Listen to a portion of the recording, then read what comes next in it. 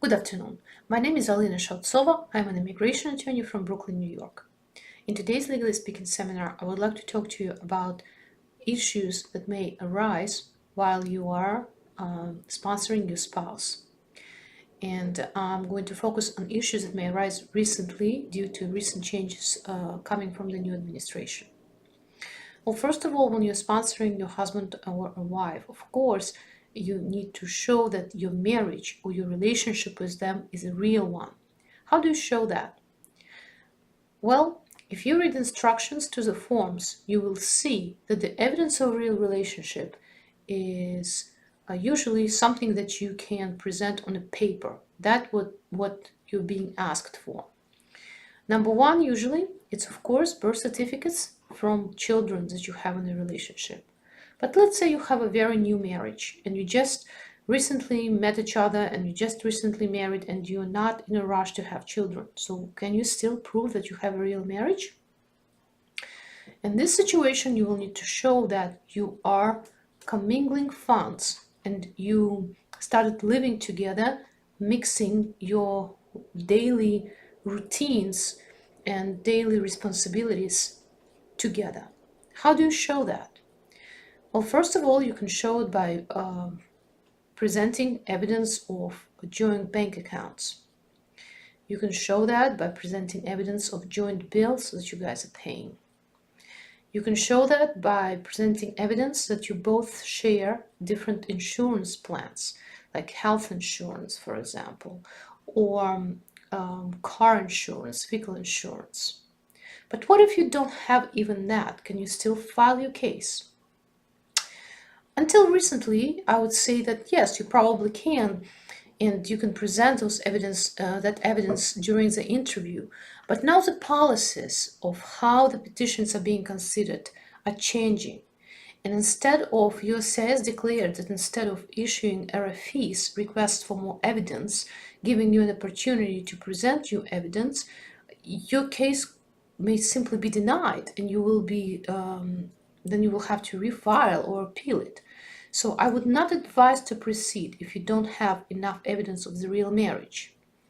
By the way, the law allows you to substitute several evidence with certain evidence with affidavits or declarations by friends or family members, people who know of your relationship and can attest that your relationship is real. So that's an option sometimes when you don't have other evidence of real relationship.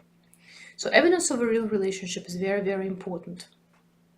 Second, and very important point nowadays, there will be a time when during the sponsorship, you have to show that the US citizen or green card holder can sponsor the spouse into the United States or has sufficient funds.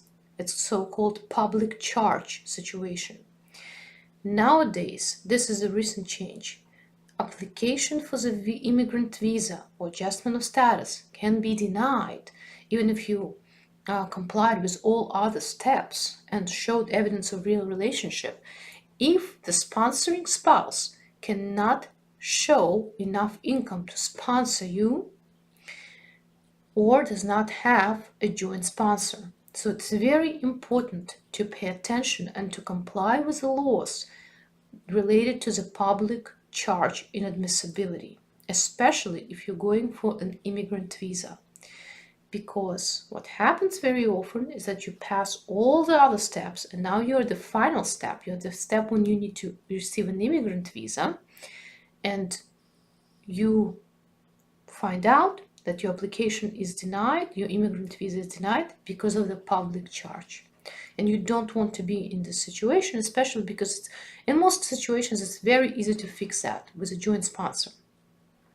And a third point, prior marriages, prior relationships. It's very important that you present evidence of termination of all prior marriages and not just the real prior marriage. Because sometimes people come to me and say, you know what, I've been married 3 times.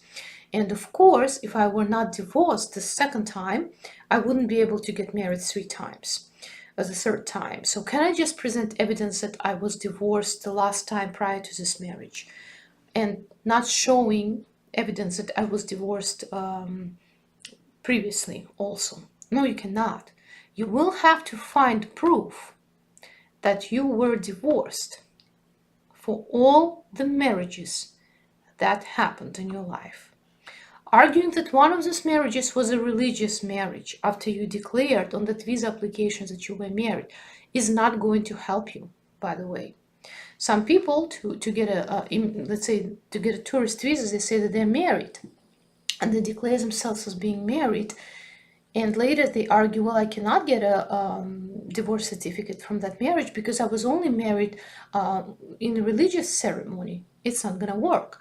The United States government is going to insist that you present certificate of that divorce from that marriage, or they're going to charge you with fraud during entry. So that's something to keep in mind. It's very important. As always, you can learn more about sponsorship process and different issues that may arise during the sponsorship process on our website, www.shautsova.com. Thank you.